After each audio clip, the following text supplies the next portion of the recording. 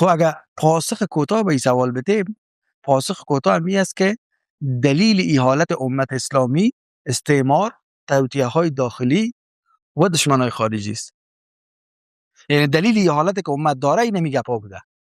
با این جواب یک سوال دیگه پیدا میشه که امی استعمار، امی توطئه‌های داخلی و دشمنای خارجی چرا نتونستن که نسل اول امت متلاشی بسازن، از داخل پراگنده بسازن، حالتشان خراب بکنه؟ پس معلوم میشه که علت اساسی ما بیرونی نیست، بیشتر داخلی است. و او علت، او دلیل شکستاندن یک پیمان است.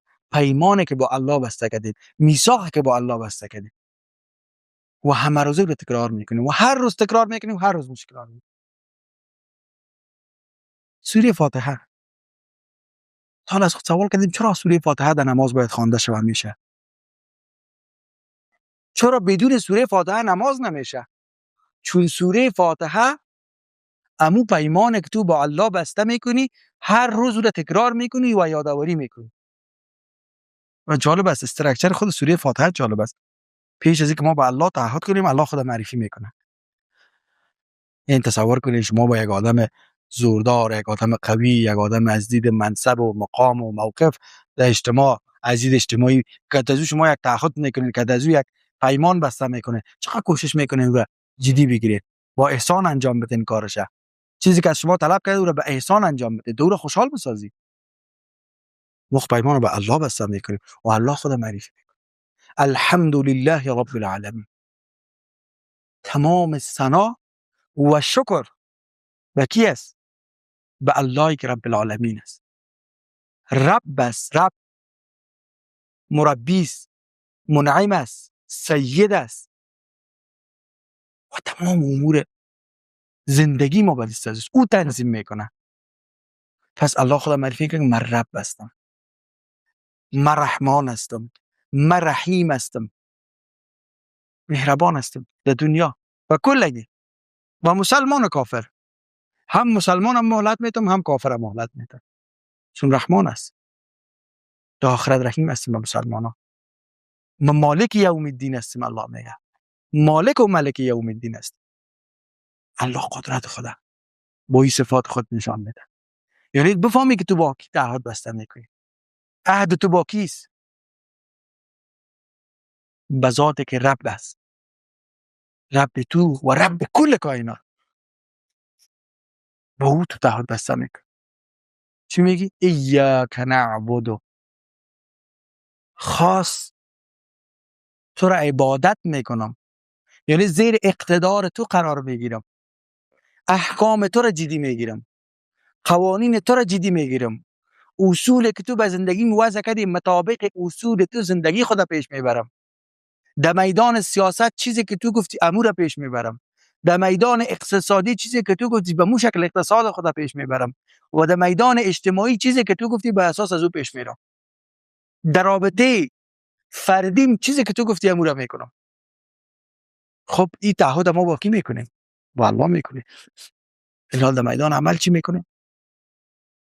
سیاست ما وابسته کی است؟ خارجی ها. اوها چی میگن؟ چشم ما به اوها چی میگن؟ در میدان اقتصاد وابسته چی است؟ بانک‌های سعودی. اقتصاد ما کده ربا گری خورده.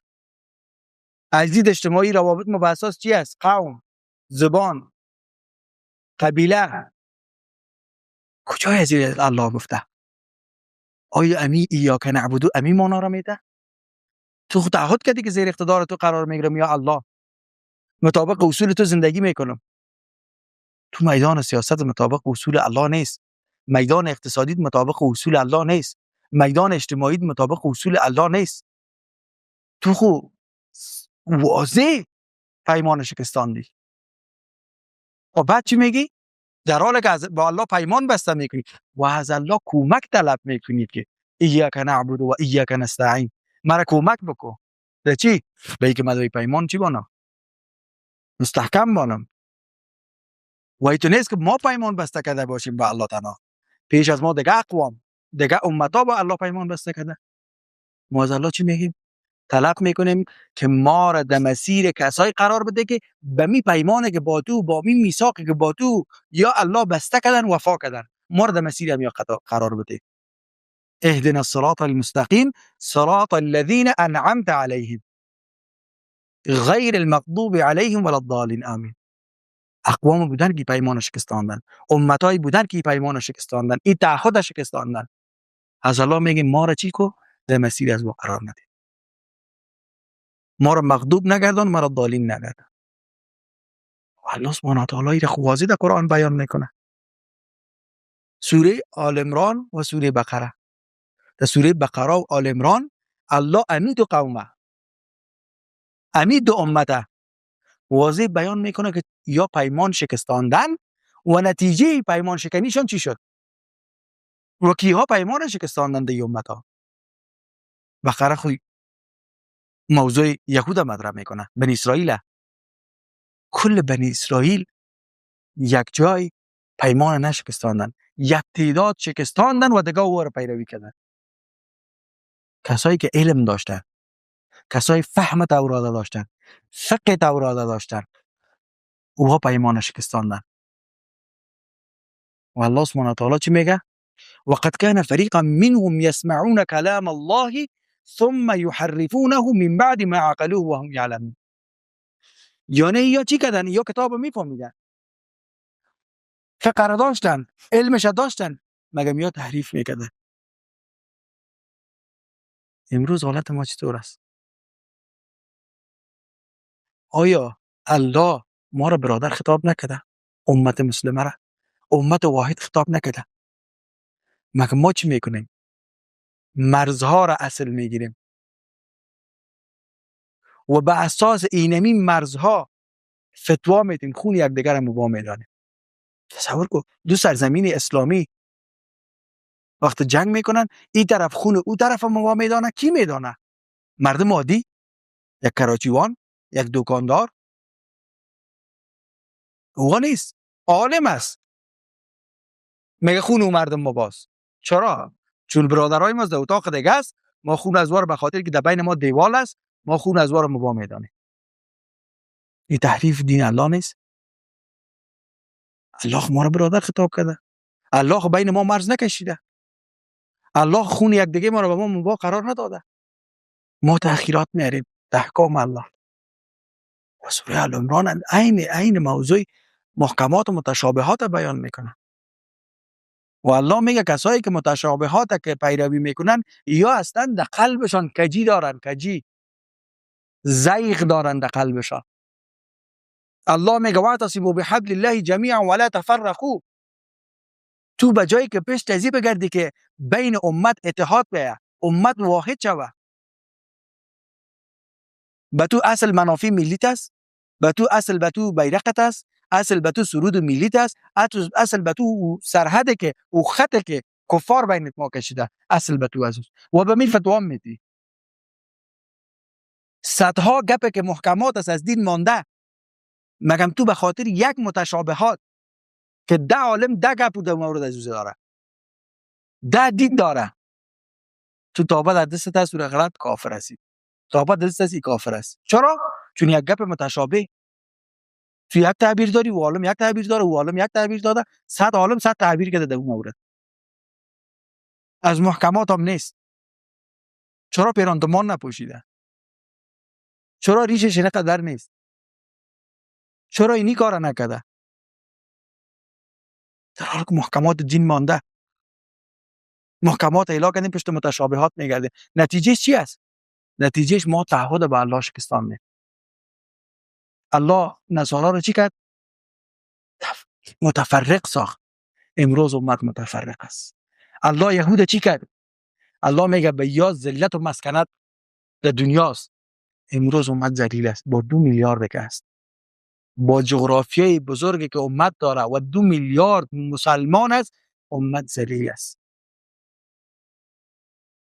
و دیگه چی کرد الله؟ از یهود قدرت گرفت. امروز امت قدرت نداره، قدرت ما را الله گرفته. قدرت ما را گرفت الله، ذلت به ما داده، ما را متفرق ساخته. و این را ما میبینیم. بقره و آل عمران بخوانیم واضح به ما بود. این مردم با تعهد که با الله کرده بودن او تعهدش کستانه و امروز امت می کارا میکنه. امت جمعی هر روز تعهد میکنه و هر روز تعهد خدا میشکنه و ما از این حالت خلاص نمیشیم. و اینو بفهمیم ما از این حالت خلاص نمیشیم. این ذلت از ما دور نمیشه. این حالت بیچارگی که هیچ توانایی نداریم به اندازه بال پشام کسی سر ما حساب نمیکنه. از اون طرف دنیا می اینجا ما را میزنن. هیچ نظر ما نظر نیست. ما جهان سیوم هستیم. خون ما ارزش نداره. ما را مثل حیوانات میبینه و شکار ما میآید. از این حالت خلاص نمیشیم و از این پراگندگی و تفرقه بیرون نمیشیم تا که بینمی تعهد که با الله میکنیم به تعهد همه روزه میکنیم تکرار میکنیم به تعهد وفا نکنیم و واقعا زیر اقتدار الله قرار نگیریم. در هر میدان مطابق چیزی که الله گفته ما عمل نکنیم. چی در میدان سیاست قرار میگیریم، چی در میدان اقتصادی قرار میگیریم، چی در میدان نظامی قرار میگیریم، چی در میدان اجتماعی قرار میگیریم. چی رابطه دو برادر است، چی رابطه یک امت است. مطابق چیزی که الله گفته ما عمل نکنیم. اگر ما دوباره به می تعهد خود وفا کردیم الله پس به ما عزت میده، به ما سروری میده و به ما اتحاد میده و ما واقعا امت واحد میشیم. امتی که الله ما را امت واحد داد. در غیر از این حالت باقی میمانیم و همه تو پیش میریم.